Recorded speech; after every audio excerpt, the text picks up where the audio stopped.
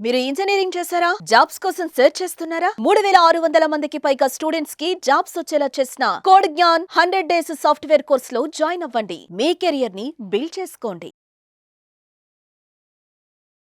నమస్కారం సాకేత్ గారు. నమస్తే అండి. సో, బేసిక్‌గా చాలామంది స్టూడెంట్స్‌కి ఒక 2, 3 కోర్సులు నేర్చుకోవడం కన్నా నేను ఒక్కటే కోర్స్ నేర్చుకుంటాను సార్. అది కూడా ఈజీగా ఉండేలాగా. హుహు. దాని త్రూ నాకు మల్టిపుల్ ఆపర్చునిటీస్ అంటే ఇప్పుడు నేను ఒకటే కోర్స్ నేర్చుకుంటే నాకు వచ్చే ఏదైతే కంపెనీ ఉంటుందో ఆ కంపెనీ ఇది నాకు తీసుకోవడం జరగట్లేదు. అలా కాకుండా నేను నేర్చుకున్న ఒకటే కోర్స్ త్రూ నాకు మల్టిపుల్ ఆపర్చునిటీస్ క్రియేట్ అయ్యేలాగా ఏమైనా కోర్స్ ఉందా? ఉందండి. ఏంటి సార్ అది? ఎగ్జాక్ట్‌లీ మనం అదే ట్రైన్ చేస్తున్నాము. అది హ్మ్. ఫుల్ స్టాక్ కోర్స్ అవుతుంది. హ్మ్. దానిలో మళ్ళీ Python full stock, Java full stock అని డిఫరెన్స్ ఉంటది. ఓకే. ఫస్ట్ మనం ఫుల్ స్టాక్ అంటే ఏంటో తెలుసుకుందాం. షూర్. ఎందుకు నేర్పిస్తున్నాము? దానివల్ల స్టూడెంట్‌కి అడ్వాంటేజ్ ఏంటి అనేది. హ్మ్. యాక్చువల్‌గా ఫుల్ స్టాక్ గురించి స్టూడెంట్ అకాడమిక్స్‌లో నేర్చుకుంటాడు. హ్మ్. కానీ ఎలా అంటే పీస్ బై పీస్. అసలు ఫుల్ స్టాక్ అంటే జనరల్‌గా ఫుల్ అంటే ఏంటి? అంతా. అవును. స్టాక్ అంటే కలిసి ఉంటది. సో, ఫుల్ స్టాక్ అన్నప్పుడు front end, back end, database, cloud deployment, DevOps methodologies ఇవన్నీ వస్తాయి. ఓకే.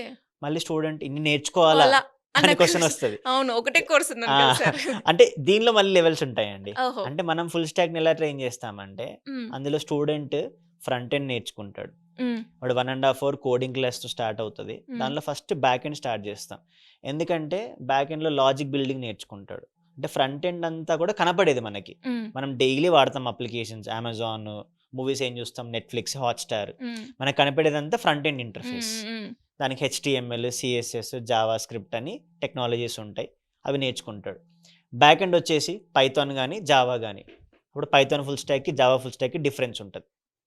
ఇవి 2 కనెక్ట్ అయ్యేలా డేటాబేస్‌లో డేటా ఎలా స్టోర్ అవుతది. ఇవన్నీ లింక్ అయ్యి ఒక అప్లికేషన్ బిల్డ్ చేసి అందరూ యూజ్ చేయాలంటే డిప్లాయ్ చేయాలి. సో, అందుకే మనం front end, back end, database, deployment.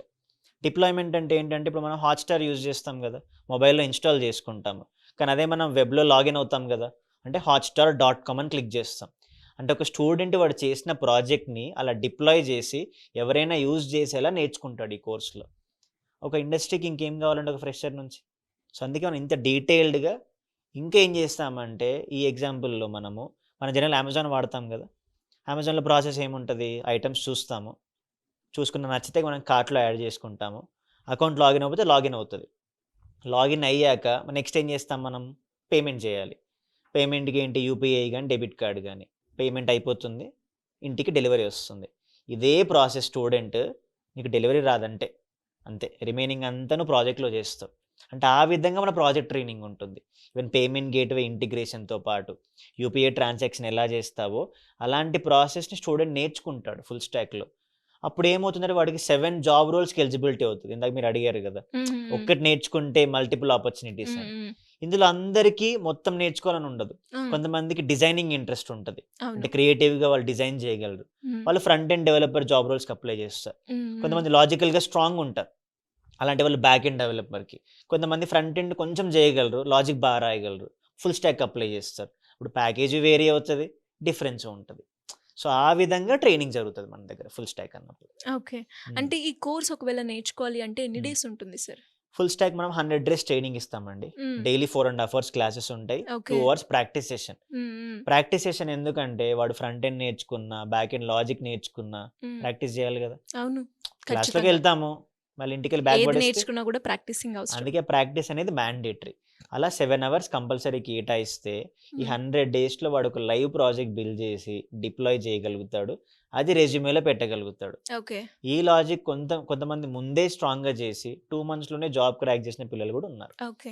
ఆ విధంగా ట్రైనింగ్ జరుగుతదనమాట. అండ్ అలాగే సార్ ఇప్పుడు ఏదైతే ఫుల్ స్టాక్ మీరు చెప్పారు అందులో బ్యాక్ అవును. ఎండ్ ఉంటుంది, ఫ్రంట్ ఎండ్ ఉంటుంది అని. అవును. మరి ఇది ఐటీ, నాన్ ఐటీ బ్యాక్‌గ్రౌండ్ ఇద్దరికీ సెట్ అవుతుందా? ఇద్దరికీ అవుతదండి. ఓకే. ఎందుకంటే ఈవెన్ డిగ్రీ బ్యాక్‌గ్రౌండ్ పిల్లలు గూడా హ్మ్. డిజైనింగ్ నేర్చుకొని యూఐ, హ్మ్. యూఎక్స్ పార్ట్‌లో హ్మ్. వాటిలలో గూడా జాబ్ ఆపర్చునిటీస్ ఉన్నాయి. ఓకే. ప్యాకేజ్ గూడా 4,00,000, 5,00,000 కూడా ఉంటదన్నమాట. హుహు.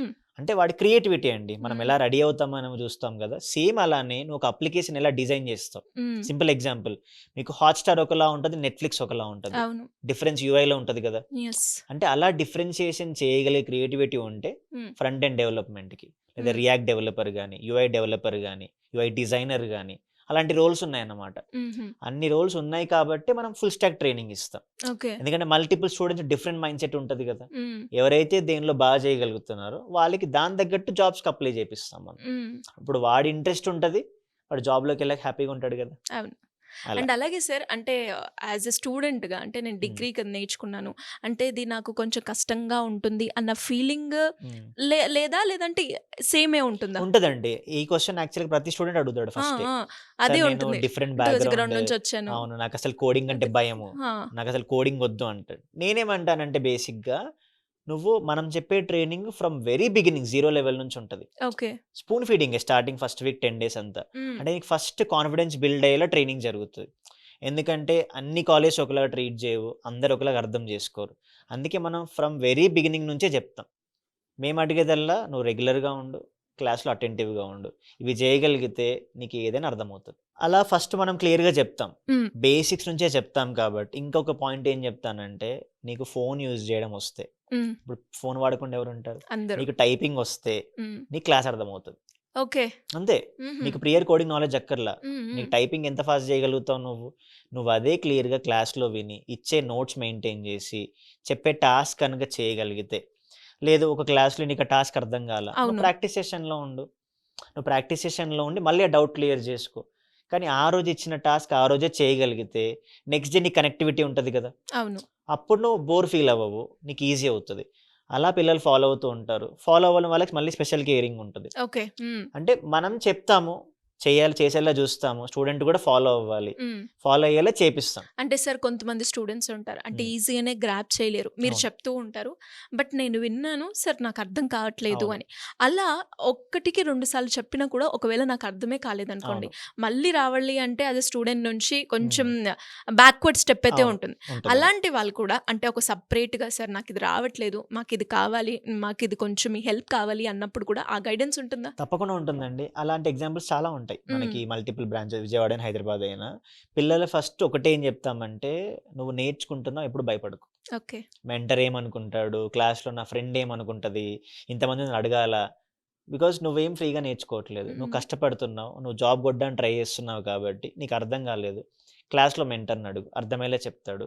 అప్పటికి నీకు అర్థం కాలేదు, మళ్ళీ మనం క్లాస్ ఆపలేం కదా, ఒక్కడి కోసం అందరిని డిస్టర్బ్ చేయలేం అది కదా. కూడా మొహమాటానికి అడగరు, అడిగినా కూడా అమ్మో నా వల్ల క్లాస్ ఆగిపోతుంది. అన్న అందుకే ఫీలింగ్. ఏం చెప్తామంటే 2 hours ప్రాక్టీస్ సెషన్ ఉంటుంది కదా, ఈ డౌట్ని ప్రాక్టీస్ సెషన్లో క్లియర్ చేసుకో. ఓకే. నీకు మళ్ళీ వేరే ఎగ్జాంపుల్స్తో ప్రాక్టీస్ సెషన్లో మెంటర్ చెప్తాడు. సో ప్రాక్టీసింగ్ సెషన్ అనేది ఎంత ఇంపార్టెంట్. చాలా ఇంపార్టెంట్. దాన్ని యూటిలైజ్ చేసిన పిల్లలు ఇప్పటికీ అదే చేస్తున్నారు కాబట్టి రిజల్ట్స్ మనకి చాలా ఎఫెక్టివ్గా ఉన్నాయి. సూపర్ న్యూస్, గ్రేట్ అండి. Thank you so much. Thank you అండి.